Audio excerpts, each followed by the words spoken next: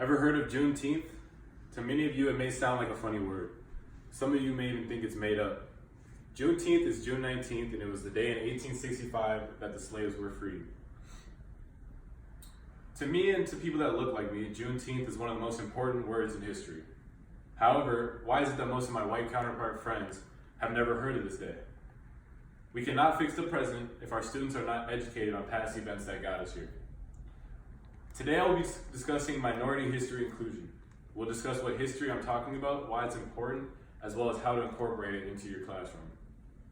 Minority history inclusion gives a voice to a group of students whose voice has historically been suppressed. Minorities have and continue to play an important role in American history, but get little to no recognition. Current curriculum only supports a month worth of Black history and supports little to none Latino, Asian American, or Native American history. Black history is only discussed in February because it's Black History Month. Japanese concentration camps are a big part of Asian American history, but are rarely discussed like the Holocaust is.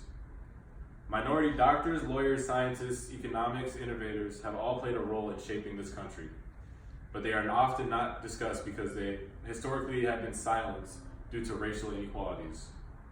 RBG has gotten way more recognition than Thurgood Marshall, and Katherine Johnson of NASA has just now started to get recognition for her mathematical contributions through NASA. We know what these contributions are, but why are they important to the school system? Contributions from all minorities play an important role in a student's education. Minority students feel included when they are represented in their learning, so why don't we take use of that? Minority kids will feel included in learning about their racial history, and they can educate their kin in the future, which is very important.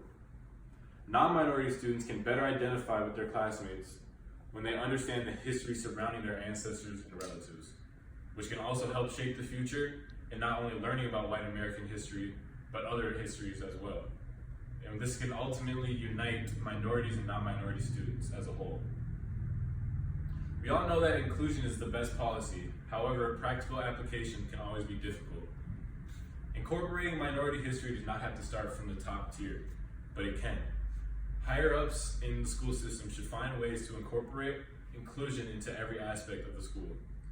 They can hire more minority teachers in the suburbs, and they can also start with educating themselves as if they don't know much about the histories themselves.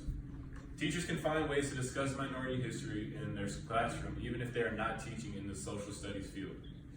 Teachers can research minority history leaders in their field and discuss them with their class, whether it's math or science or education or history.